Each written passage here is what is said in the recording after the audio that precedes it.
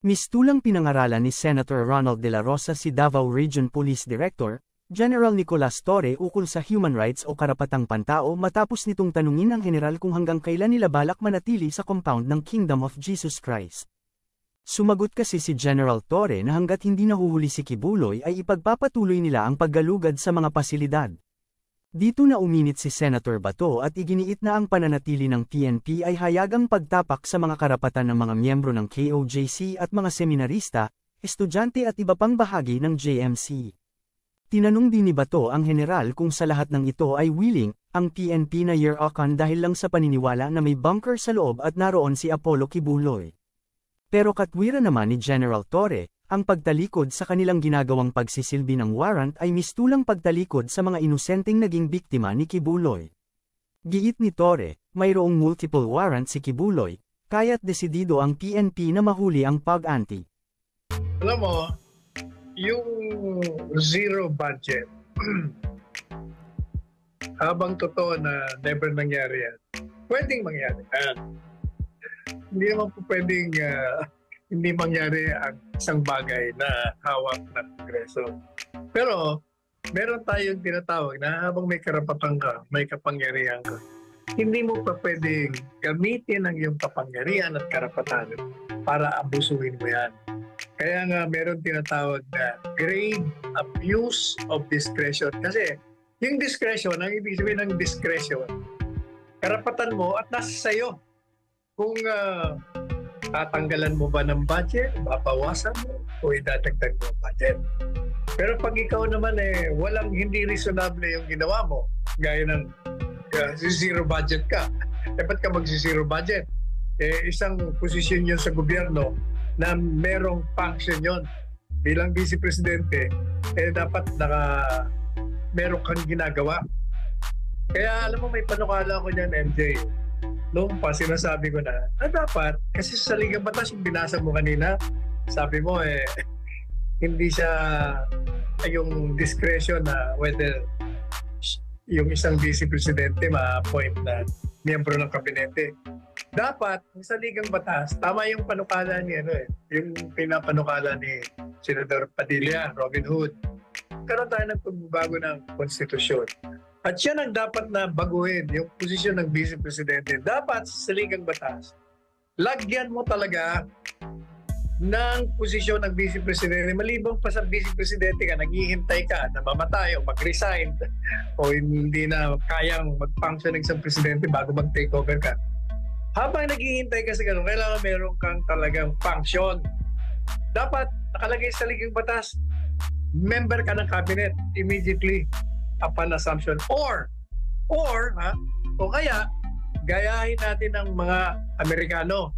Sa Amerika, ang vice presidente nila siya ang presiding officer ng Senado. Siya ang bossing sa Senado. Presiding officer siya kahit na hindi siya senador. Ang vice president doon, automatic presiding officer ng Senate. So may trabaho. Kaya dapat talaga, para mawala sa politika, may budget. Isa pang panukalang naisip ko, para hindi magkakaproblema ng mga zero budgeting.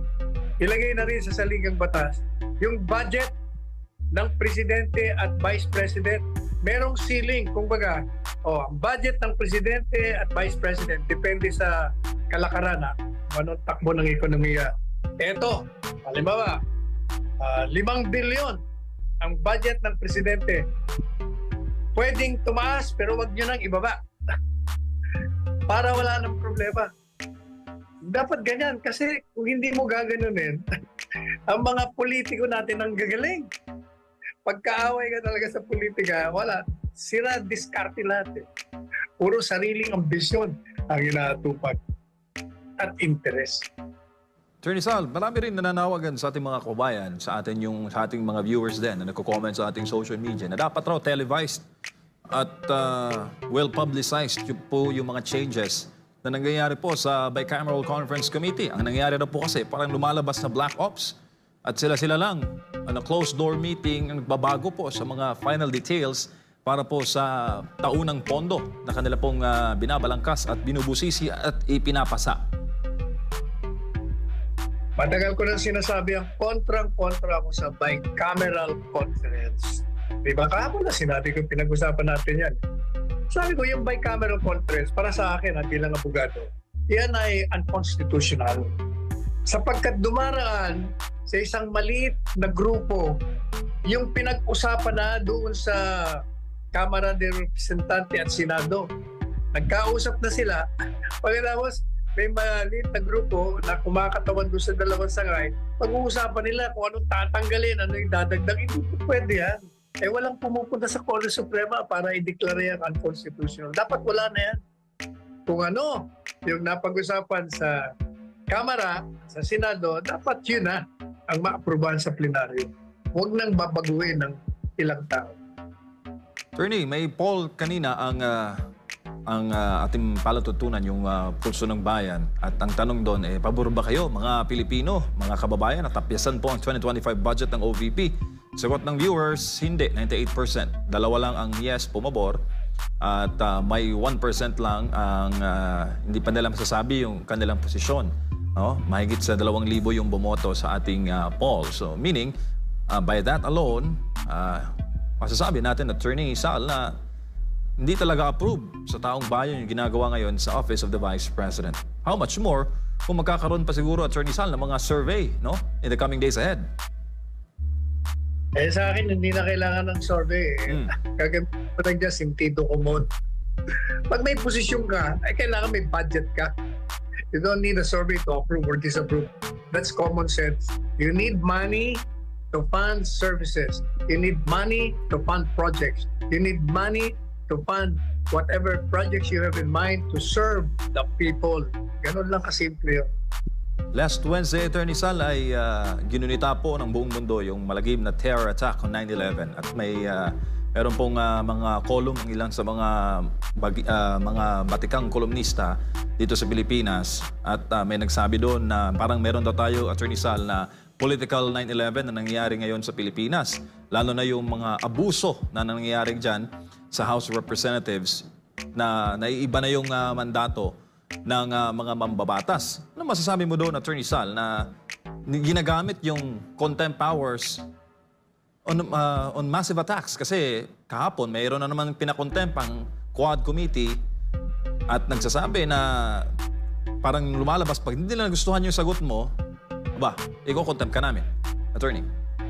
Pwede ka naman pumunta sa Korte Suprema kasi gaya ng sinabi ko, whatever right or power you are given by the Constitution, that power or right cannot be gravely abused. Meron nang dinala sa Korte Suprema yan, may kinontempt. Pero sabi ng Korte Suprema, ay mali yung ginawa mo yan, hindi pa pwede yan. Takbo kayo sa Korte Suprema. Meron din ako nabasa, Attorney Sal, na sinabi po ni Cito Beltran na it seems na meron daw ngayon at kinababahala nila na yung nagkakaroon tayo ngayon ng defeated spirit of Filipinos. Imagine, kung yung may kaya daw sa buhay ng mga Pilipino ay patuloy ang plano ng mga ibang bayan, no? O ang iba ng ibang bayan na sa paghahanap po ng mas mainam at mas komportableng kabuhayan o buhay, ano na naman kaya ang imagine daw kung ano ang pag-iisip, no, or lagay ng mga ordinaryong Pilipino. Yung may mga kaya, nag-aabot pa nga, iniiwasan, no, umiiwas sa Pilipinas. Pero yung mga walang kaya, parang meron daw ganong ngayon, Attorney, atmosphere sa bansa. Malabo naman yung kanyang mga pag-a-analyze na yun. Unang-una, yung mga ordinaryong tao, hindi iisipin yun. Ang ordinaryong tao iniisip.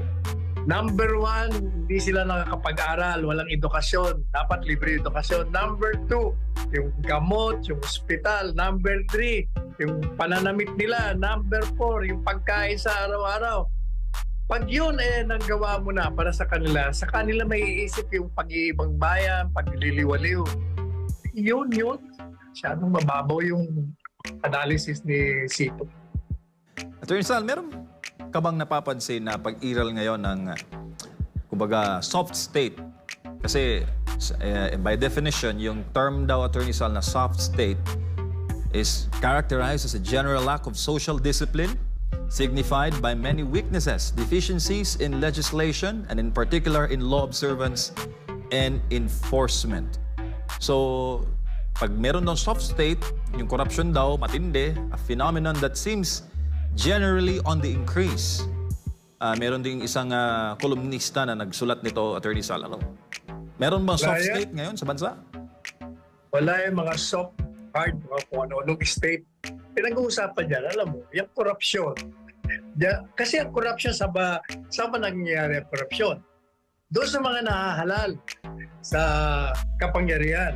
Yung mga nahahalal naman, ina-appoint yung mga nandyan sa whether executive, legislative, or sa judiciary. Yung mga corrupt na mga opisyal, sila ang nagpasimuno yan. O ang tanong, sino nag-aalala ng mga corrupt? Hindi ba ang taong bayan, ang elektorado? Bakit nahalal ang mga corrupt?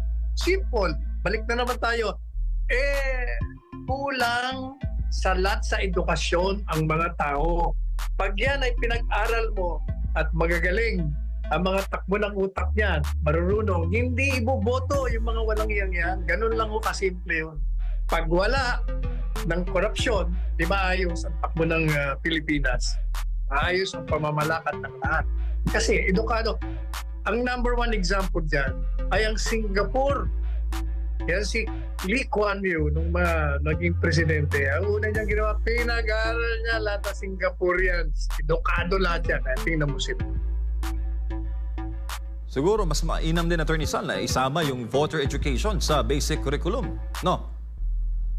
May voter education, mali yan. Ang mahalaga, pag-aralin mo muna lahat ng Pilipino, edukasyon mula prep hanggang college. Kailangan maging edukado ang mga Pilipino. Yan ang number one na solusyon ng lahat ng problema ng ating bansa. Pag yan ay nagawa mo, papunta tayo lahat sa pag-unlad ng ating bayan.